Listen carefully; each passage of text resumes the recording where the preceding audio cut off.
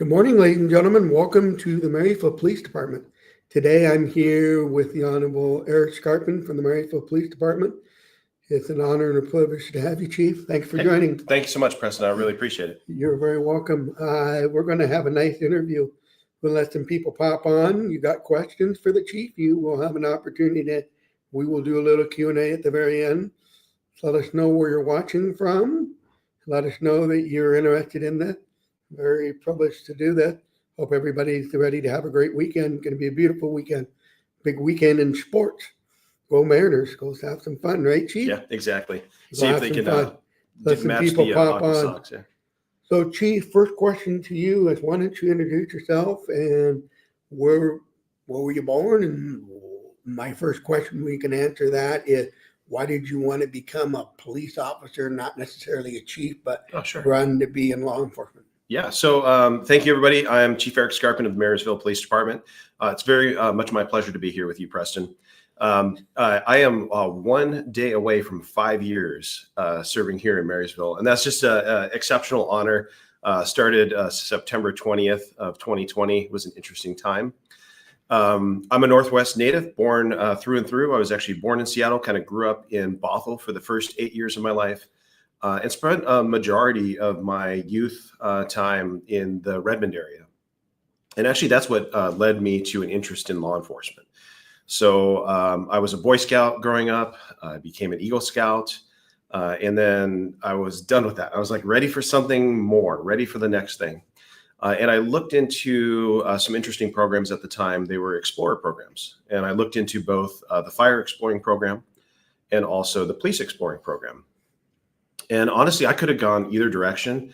Oddly enough, it was an emergency services movie, Backdraft, that got me interested in thinking about public safety at the time. And so I went and I checked in with the Fire Explorers, and I found out that they didn't do ride-alongs, and the Police Explorers did do ride-alongs. I'm like, well, that's clearly what I want to do, because I want to see what the work was like. And so I became a police explorer for the Redmond Police Department. And ultimately, for me, that was a great choice. That led to a pathway into becoming a police dispatcher. I worked for a year and a half in emergency services as a 911 dispatcher and police radio dispatcher. And that led me to my career as a police officer. So I was hired in 1999 as an officer. Now I'm here. Okay, so where did you start in 1999? And how long were you a police officer before you moved up to the ranks and then decided ultimately to take the chief? Did you take that all at one police department? Yeah, so I worked for 22 years for the Redmond Police Department, plus volunteer time on top of that as a youth police explorer. So I spent a good portion of my kind of formative and transitionary years from youth to becoming an adult. I kind of grew up there, for lack of a better term. So as a police officer hired in 99, I served on the road for about 3 or 4 years before moving into a specialty. Traffic investigation of collisions has always been something that interested me. So I joined the traffic unit. And for my first year in the traffic unit, I worked a car. And then I rode police motorcycles for 3 years. And I counted myself exceptionally lucky to get out of riding a motorcycle unit without any major injuries. I had a couple of crashes.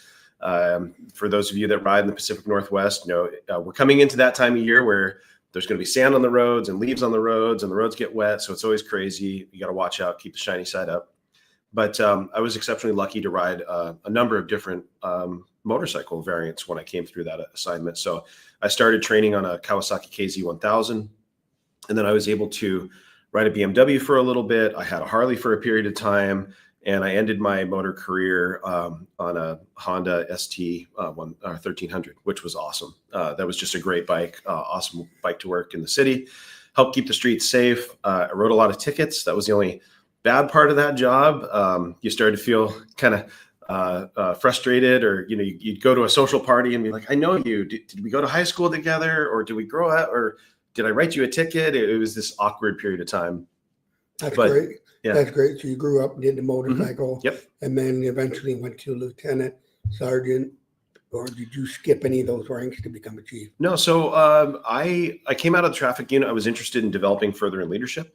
So I became an officer in charge for one of our our night squads, trained up for that, and then took the sergeant's exam. At the time, the Redmond Police Department had the first line supervisor was the rank of lieutenant. So I actually became a lieutenant. I never formally held the rank of sergeant, but I was the first line supervisor.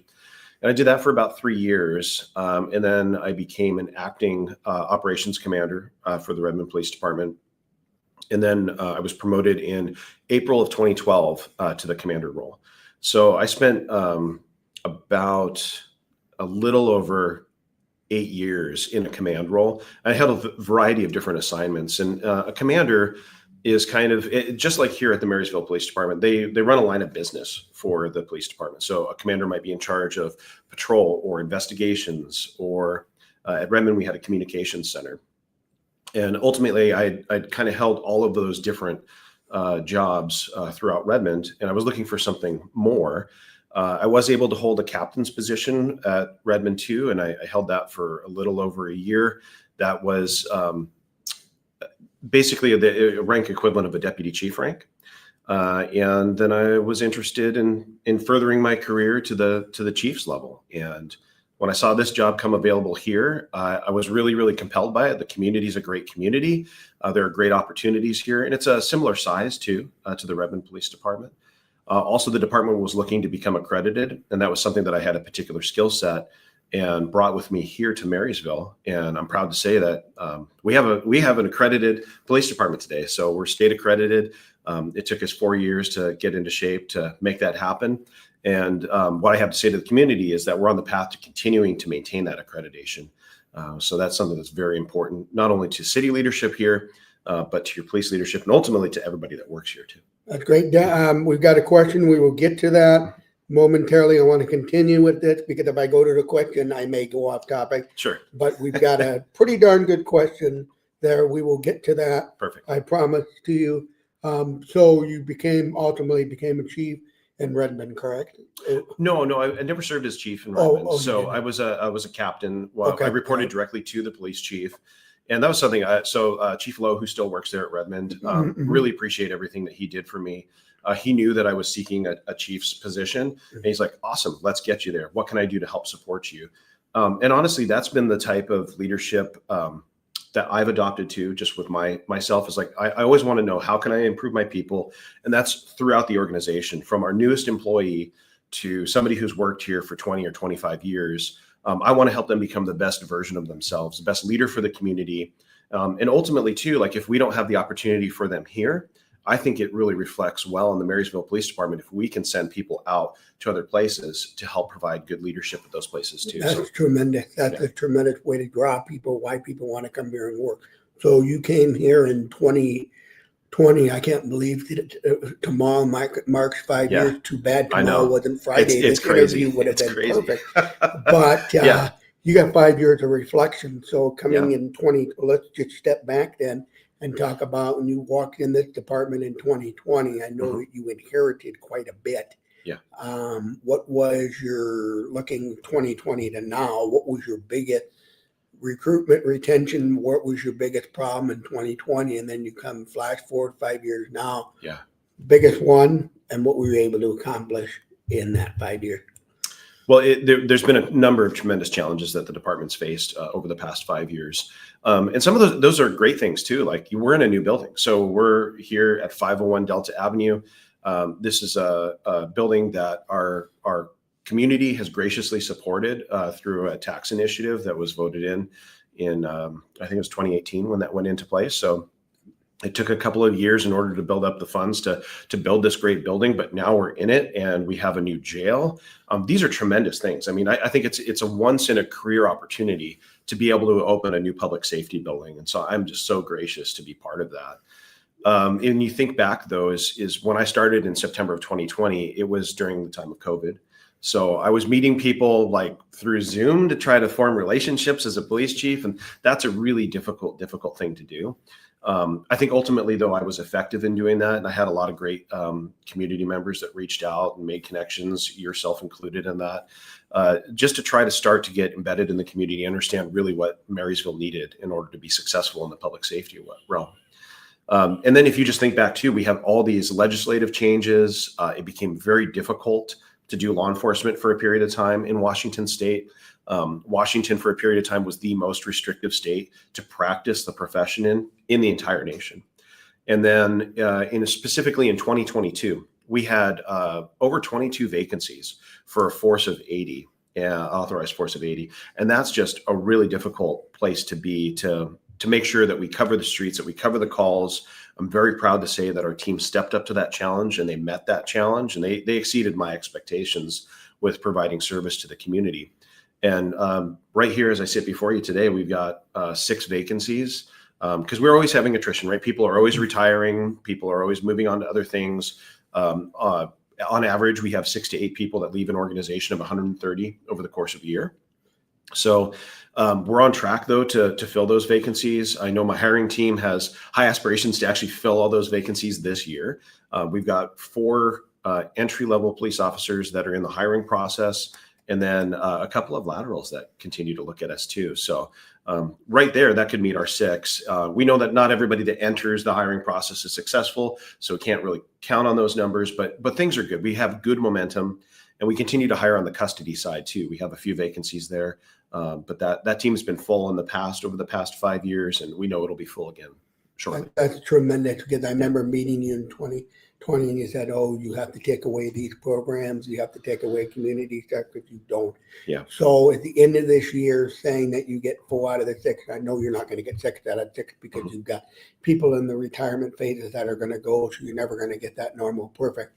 But if you were to get the next 4 out of 6, will you be able to open up community programs like letting people, they want to do ride along, letting them take advantage of that, getting people to go with the officers, making connections that way, being able to get out into the community? Or do you have to go, I'm not going to use this word, do you have to go get that and renegotiate it with the labor unions to let that, or is that your call and the department's call? No, that's more of there will be some lag though with reinstating some of those programs. So for example, like we have 3 officers right now that are in the Arlington Police Academy, which is another huge benefit to our community that's just new over the past 5 years. It started up a year ago. We've had the first class graduate from that Arlington Police Academy. So we no longer have to send all of our recruits down to Burien. The academy is literally 20 minutes away from where we sit right now. And that's a huge thing for us, just having people be able to live close and be close, be with their families while they're going through that training. But when you send a recruit to the academy, it takes 5.5 months for them to get through that police academy. Mm-hmm. And then when they come back, it's another 3 months of training beyond that, just to where they're solo beat patrol ready and they're ready to go out on their own with their squad and patrol as a full employee. So there's always a lag between when we hire those folks on and when we have the opportunity to be able to get people out on the street. We've been re-implementing some of our community programs, and also like we had to shut down during that really lean time I talked about in 2022. We had to shut down PROAC. We had to shut down our traffic team. Those teams are back up and running. So we're looking to try and expand the quickest that we can to get back to where we were. That's terrific. If you get the more community involvement, you get the better your community at making connections, especially with our young folks, getting them back out in the community. Yeah. Question, if there's people out here and you have young folks, my question to you is, do you have a youth academy for the young people, officers, or getting them involved doing an 8-week course or 4 weeks course if they're like in high school and they want to become a police officer, but they want to be a cadet and they want to do stuff? Are you doing that these days? Yeah. So that was something that I felt very passionate about when I came here. When I arrived in 2020, we didn't have a police cadet program, and cadets would be like for ages 14 through 21, basically 20 and a half, because we can hire a police officer at 20 and a half. So during COVID wasn't a great time to start a new youth community program. It just, it wasn't going to work. So we had to wait for a couple of years, but now we have that cadet program up and running. Last time I checked, they had somewhere north of, I think, 12 or 14 people that were involved in that now. So that's an awesome opportunity. If you know of somebody who is of that age group, 14 through 21, they're interested in law enforcement, it's a great place for them to get to know a little bit about how their community works, how their government works, how the police department works. And honestly, like I told you before, that's how I started my career. So it's a huge thing. So for somebody out here listening today and they hear that, you want to tell them what they can do, who they can contact, and send an email to get more information? Yeah. So marysvillewa.gov/police. Take a look there. There'll be a link on our website for the cadet program, and they can contact the cadet advisor and learn more. That's going to be Sergeant Dave McKenna. He's the head organizer for that. And we can probably put some of his details in the chat after we wrap up the interview. Yep, I'll follow up with the chief and we'll get some information if you're out here listening and you have a young person.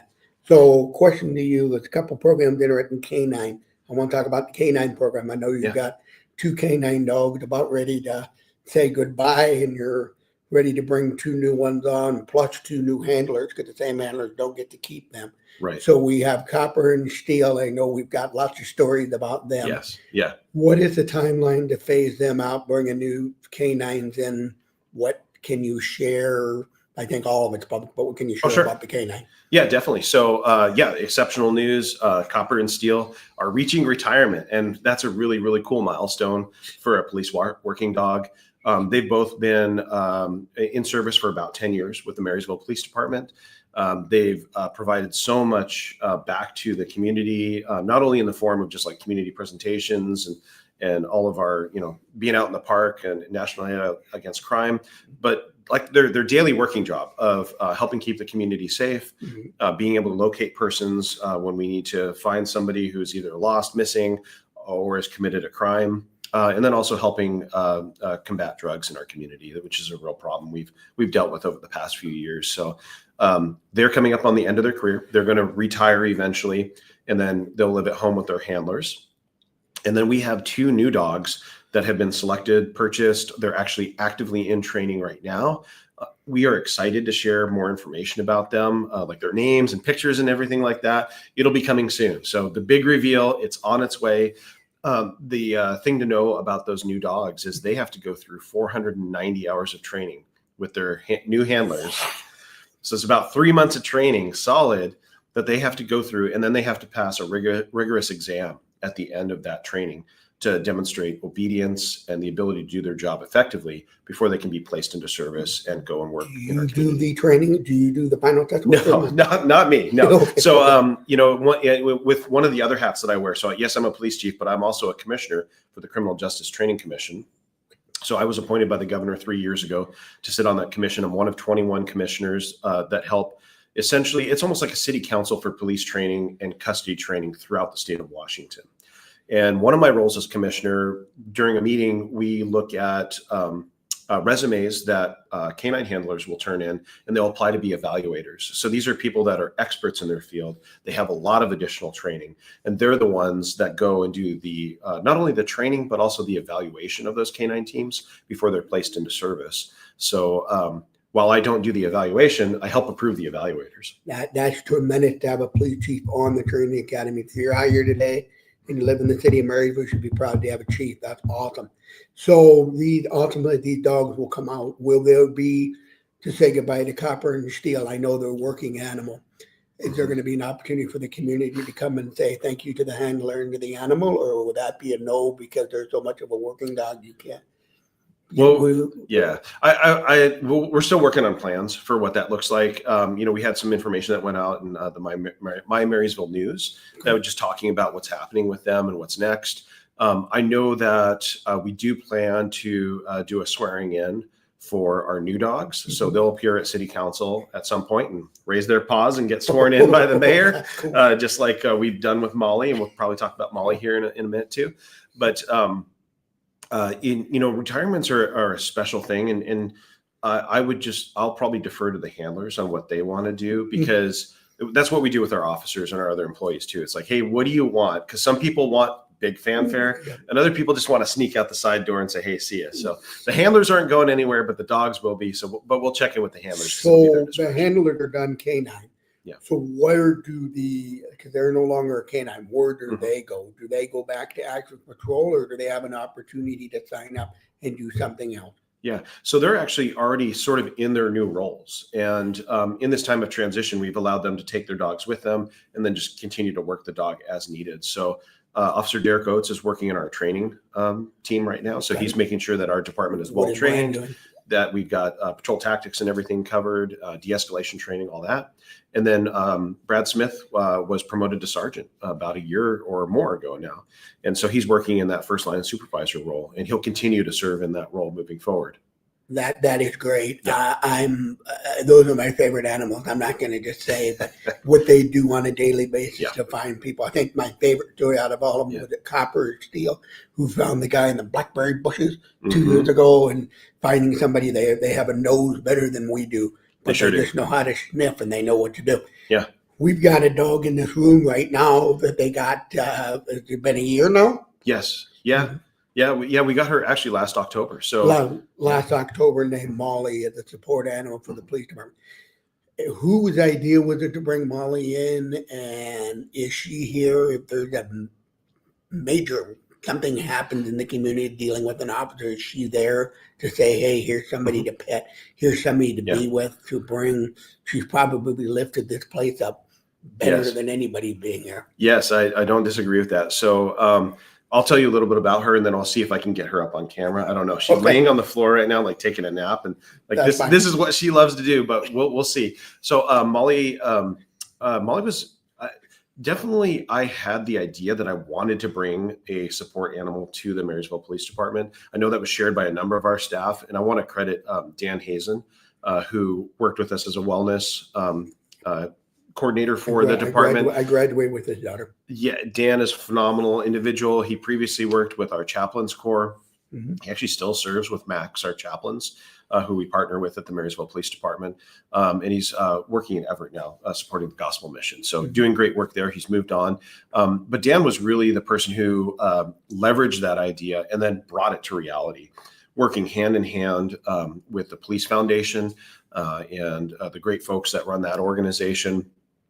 And then it was a community effort to fund that. It took about $12,000 of training to get Molly to the point where she can go anywhere. She's got great obedience. She came with me to a Salvation Army Seeds of Hope luncheon the other day. She can just sit there, chill. It's amazing. So she's great. I want to see if I can call her up here. Molly, hey, girl, hey, come here. Will you come here? She's rolling over. We'll see if she wants to come up here. I don't think she's going to. No, she's looking at. She's not going to side do it. But I will just tell you that if you have kids in the community, she's out in the community doing events. If you got a young one or somebody you want to contact the police and you want to see her, she's usually here 4 or 5 days a week. She's an animal, beautiful animal. I'm very happy. This is the best thing you could have ever done. I just can't imagine not having one. I think every officer that comes here knows that if there's something major, they have an animal they can go to do it. Yeah. So we got a couple of questions, and I'm going to take them. Sure. Daniel's got born and raised in Marysville. My question to you, Q&A, what volunteer opportunities are available at the Marysville Police Department? That's a very good question. People wanting to getting involved in volunteering. Chief, do we have an answer to that? Yeah, we sure do. So we've got both youth and adult opportunities at Marysville PD. So we talked about the cadet program before. That's huge. The other thing I would just mention for youth is the past 2 years, we've run a summer internship program, and that's run by the city, but we've supported that in the police department too. And that's even like a step beyond a volunteer program, because that's actually a paid opportunity where we can take a college age individual and get them assigned to a part of the police department to where they're learning, they're functioning, they're performing some work and getting a huge benefit out of that. We're going to continue that forward as long as there's budget money to support that program. This past summer, we hosted 2, which was amazing. That was great opportunities for those individuals to get some experience. What about for adults? So we do have our MVPs program, our Marysville Volunteers. They're out there practically every day. We have them go on patrol. They do school checks, park checks for us, vacation checks. They come out and help with all of our special events. And again, I would just point people towards our website, and we can get a link in there too in the chat after this with how to get to that volunteer page, how to apply. There is a process that you have to go through. We love volunteers. If for some reason you can't volunteer with us, the city has volunteer opportunities too, but we're always looking to add to our volunteer cadre so that we're able to continue that and continue supporting. That's great. And you got one more.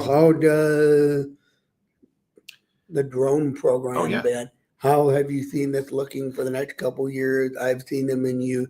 How cool to watch. Well, drones are new technology, Mhm. Chief. I've seen the training out there mainly to find a bad guy, do something like that. Is there any opportunity for the public to know, or are you guys only using that when you don't want the public to know because you're trying to find somebody or you're doing a watch or something like that? No, so we use our drones here in a variety of different ways. We've been running a patrol drone program for several years now. It's been highly successful. It's useful both for locating individuals, be it if it's lost individual or again somebody who's committed a crime, and we need to be able to find them. Recently, we had a 10-year-old that had gone missing, and we extensively used our drones to help try and locate that person. Ultimately, we were successful in locating them. I think the future of where drones are going in our community is at some point, we'd love to start a drone as a first responder program. We have a lot of flat geography here, and doing something like that could help leverage the ability to get to calls faster, get information quicker, allow officers who are responding to get more information and make better decisions as they arrive at a call. Yeah. But that's something that'll likely take some time and resources. So that's going to be as the budget can help support something like that. But we're definitely going to be doing, continuing to support our patrol drone program, making sure that we have effective equipment. And actually, we've got some council action coming up on the 22nd related to drones and what the future is too. We're looking at making sure we can future-proof our program just with some of the challenges related to foreign manufactured drones and things like that. So we have our eyes on all those different issues and making sure we're ready for the future. That's great. You're very welcome. Thank you for your interest in being involved. I know the chief likes it. Yeah, I'm happy to answer the question.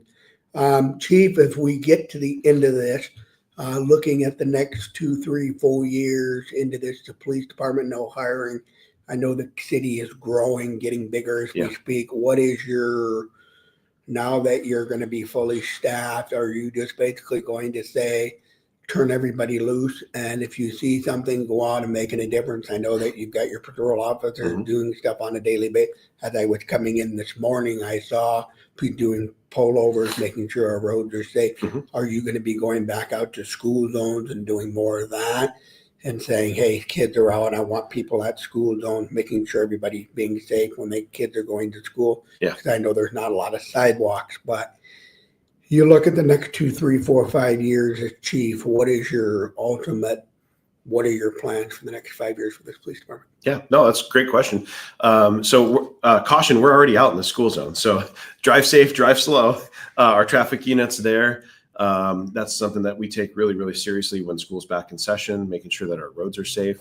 What I would say to our community too is if you know of a problem area where there is a traffic issue or a speeding issue, let us know about it. That's one of the ways we respond and prioritize our resources is those complaint zones. We can't be everywhere at once, right? We've got a traffic unit of about 4 people plus a supervisor. And so we have to be very choosy about where we deploy those resources. You know, we're a community of 75,000 right now. One of the things we did within the past 5 years was we created a functional plan that maps out to what our police department will look like in about 20 years, right? So how do we look in 2045, for example? And we know that we're going to need to add to our resources in order to meet those challenges because we're going to be a community of about 100,000 by then. That's what the projections say. And we know that we probably won't be able to police a community of 100,000 with just 80 police officers. But one of the challenges, and I think probably one of our central challenges just as a city moving forward, is how do we continue to pay for everything that we need to pay for? When you look around us, you've got a lot of other communities that are having challenges with fiscal challenges, right? They've got hiring freezes or they've got budget cuts. And we're not in that place right now, and that's great. And I really credit our city council and our city leadership for that forward-thinking fiscal management. But I know that's going to be one of the challenges. So I see that as one of the central challenges is how do we grow and keep up with that growth? And that's not just for the police department. That's across the board. We know that we can't just solely invest in public safety and ignore everything else that's going on in our community. We need great parks. We need great roads. We need all these things to make Marysville a holistic place to live, work, and play. As far as the department goes, I think, we have a number of things. We have great succession planning going on, and we're going to continue doing that. We're going to double down on that. Leadership training. My goal for at some point, like I won't be here forever. I know that. I would love to work here forever, but that's just police chiefs retire eventually or they move on. And so my goal is to make sure that this agency is ready to staff at every level of leadership, that you have 2 or 3 people ready for that. And that's going to be huge, just to make sure that that level of leadership's there to carry things forward and make sure that the department just continually gets better. And that's what I challenge my team to do on a daily basis is how do we get better? What do we need to do? We're going to be meeting here on the 29th of October, just as a senior leadership team and also with our first line supervisors to discuss the future. What are our goals? What are we moving towards? Because it's not just what I want, right? It's got to be what everyone else buys into too. I'm a collaborative leader. I'm somebody who wants to bring everyone together in order to bring them into that vision. And we're going to just keep getting better. One of the key points for us is, I mentioned it before, but making sure we stay accredited, right? We want to make sure that we're following best practices, that we're keeping up with all the legislative changes. Those happen every year now, so we're highly involved in that process. And then just making sure too that we expand as best we can with some of our community outreach, right? I want to be able to get back to the place where we are doing ride-alongs just for the general community, because right now we've restricted that just to public safety job applicants. And then also it's been a goal of mine since 2021, but I want to have a crime prevention officer. I want to have somebody who's out there dealing with our multifamily housing, dealing with our stores where we're having challenges, and making sure that we're being proactive and preventative with crime as opposed to just being reactive. And we're getting there, but having somebody that's in that position is going to be huge. Our council funded that position back in 2021. And just because of staffing constraints, we haven't been able to staff it up yet. So that money's still sitting there today. That money is still sitting there. That position is still unfilled. And I'm very eager to fill that so that we can start being, again, more proactive as opposed to reactive. That's great. That's great. Well, if you have further questions, I don't know. I've never put information into a chat. What I'm going to do is I will put information on the Facebook page, and the chief, when he shares this post, I'm sure he'd be willing to, we will add it to the top of the post. If you have further questions, feel free to reach out. He's got an open door policy, I would assume. You got questions, problems in your community. If you don't call, they don't know. We need you to be out there calling, making sure people are there. So all you wonderful people out there, I hope it was informative. I'm going to try and do these. I'm going to try and do them every 6 months with him so we can do a check-in period and know what people are doing. It may be a little different. I may try and get some other folks on here, but I hope it was informative. I thank each and every one of you for being on, Chief. I appreciate your time. Preston, thank you so much. I appreciate it. And I want to say, good job, Molly. Yeah, you did wonderful. She didn't move. It's all wonderful to see you all. And we will talk with you soon. Hope you have a fabulous Friday and a fabulous weekend. Okay, thanks. Bye-bye.